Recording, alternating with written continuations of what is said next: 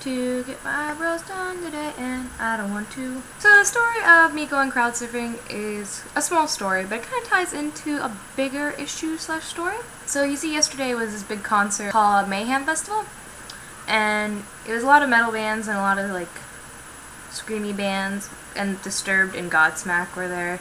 And I really didn't care about going, but Cody got a bunch of free tickets and he really wanted to go. And with marriage, sometimes you get a compromise, which means sometimes going to concerts you don't want to go to, or playing Monopoly when you don't want to, or seeing action movies when you don't want to. But it also means that sometimes he's got to watch girly flicks when he doesn't want to, and go places he doesn't want to, and watch reality television when he doesn't want to, even if he does enjoy it in the end.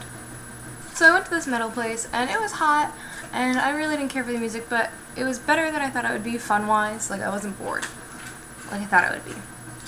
And so I see people crowd surfing, and you know, it's not on my to-do list, but it should have been, but I thought it looked fun, so I kind of wanted to do it at first, and I waited, and I almost didn't, and I had to go to work, so I didn't stay for the whole festival, but Cody did. It was like 5 minutes before I had to leave, and I see people crowd surfing, and so I was like, you know what, I'm gonna go do it.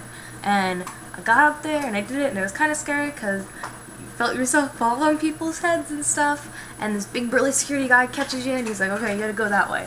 So that was fun. It was fun. So this is kind of off the subject of crowd surfing, but it'll tie in later, don't worry. You'll come on the journey with me. So lately I've been hanging out with some people who like to party, not in like an illegal way, but they just like to drink and get rowdy. And for them, that's fun. That's what they like to do, which is fine. And it's been kind of making me feel like maybe I'm not having as much fun as I should be in my 20s, and that I'm not really living my life to the fullest or taking enough risks. Now, I'm not saying that drinking and partying, to me, is living your life to the fullest. I still don't want to do any of that crap. But I just feel like I don't take as many risks, even small ones, as I should, and that I used to. Like, I used to do like little things that were kind of like, you know, a little bit on the riskier side, but not like dangerous or completely illegal. And I've kind of missed doing that kind of stuff lately.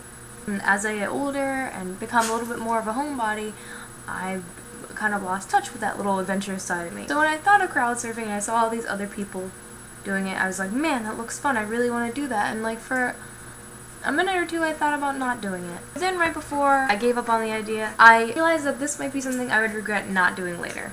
Like, there was this one time, where I used to live, there's a library, and if I wanted to go to the library I had to walk through a college campus. One time I was walking to the library through this campus, and there was some sprinklers watering the volleyball lawn.